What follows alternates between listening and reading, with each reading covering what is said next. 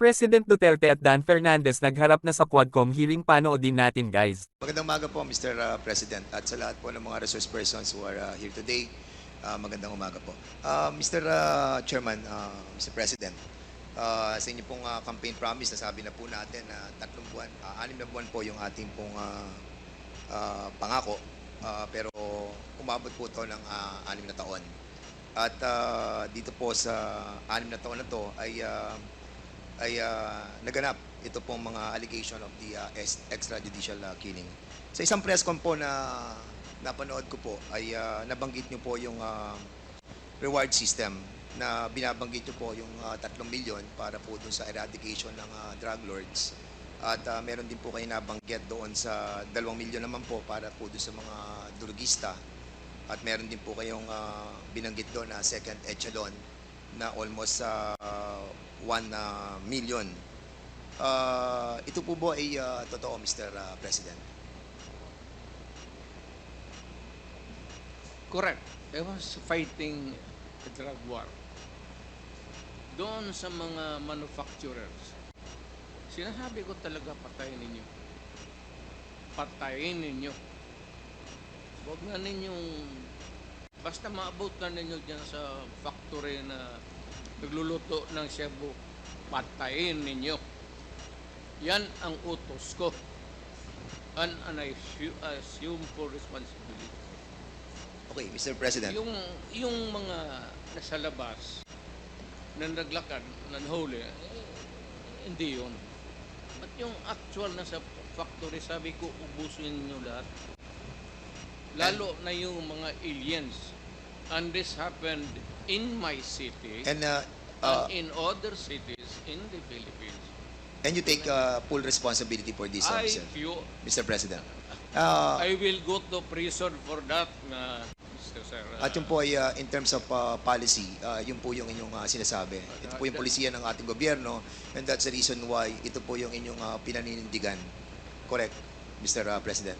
Isahin ko na lang, and I will not repeat it. I did it as a matter of principle to protect my country. That is the long and short of it. Kung anong tanong man ninyo. Mr. Chairman, recently lang po, si PNP Chief Marbil ay meron po siyang interview dito po sa, can you kindly show yung GMA News Online number 12.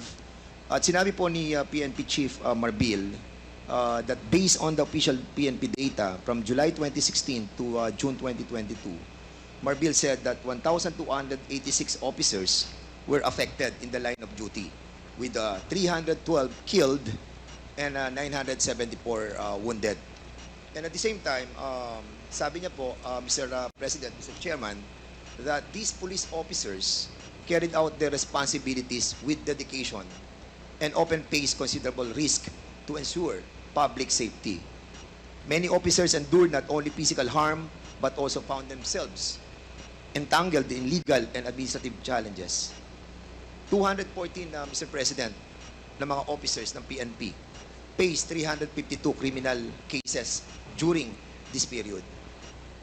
And according to him, that while the promise of support was made, many officers continued to face consequences largely on their own. Dinagdag pa po niya, Mr. President and Mr. Chairman, that 195 officers were dismissed over the period of 6 years. There are also 398 cops facing dismissal for various reasons. More than 20 police officers are currently in detention right now, Mr. President. The PNP chief said that numbers remind us that the impact of the anti-drug campaign was deeply felt by our police force as well. He noted that even as former President Duterte publicly committed to supporting those enforcing the campaign, he said there is no official record that these commitments were fully realized. I was not asked even for a minute So, na Mr. tumulong and for what a particular purpose. then I will now make this promise. I will start a fund sa protection ng mga pulis. I'm putting up 1 million. Paghahanap ako, meron akong 1 million. Hindi ako kung meron million lang, magbubula ako, sabihin ko wala. Mr. Chairman. I'll start. Yeah. But I'll raise a fund para tulungan yung mga pulis. Mr. President. And I will personally appear in court. Ako mismo ang Mr. mag-defense counsel nila. Mr. Chairman, Mr. President, 2 days ago you have mentioned that wala po kayong pamasahe papunta po dito. And I'm pretty shocked that you have 1 million in your account to help our policemen. And we salute you, Mr. President, for that and for being honest that you will be. That 1 that you will million be. is Wait, for wait po, Mr. President. Mr. million President, I'm is still for I'm still at the floor, Mr. President. Excuse me. For my As much- medicine and subsistence.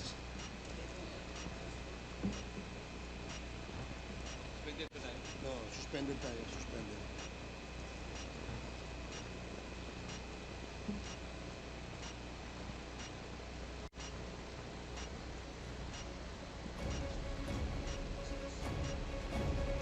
That's those. Hearing resumed. Again, let me remind everybody to please calm down. Let the person talking finish his sentence first before you interject. Okay? Yun lamang po ang aking paalala sa lahat. Mr. President, Mr. Chairman, yung pong 1 million na ipagkakalob po ninyo will go a long way. And we are very thankful because marami pong mga officers po natin, mga kapulisan po natin na natanggal na po. As a matter of fact, to be exact with that, Mr. Chairman, 195 officers na po itong na-dismiss. Nasira po ang kanilang buhay, nawalan po sila ng trabaho, they were humiliated, their dignity was lost. And Mr. Chairman, Mr. President, that 1 million will go a long way. I will hand to you the 1 Point million of order, Mr. Chairman. before this. Point of order, Mr. Chairman. What is the rule that was violated? What is the point of order of Congressman The Paduano? former president is speaking without the recognition of the chairman. And please, Mr. President, former president, you know the rules. It was read by Chairman Acop. And being a former congressman, you know the internal rules. Let the members of this committee finish the question before answering. That's my first point of order, Mr. Chairman. And I hope the former president understand. Nakalimutan The rules. ko na yun. Yung rules na yun. Oh, I now want you. Hindi Pinapaalala ko ako, po. I'm not, Now again, I am Mr. not- Chairman. Chairman, Hearing suspended. the former president is Hearing speaking. suspended. Suspended.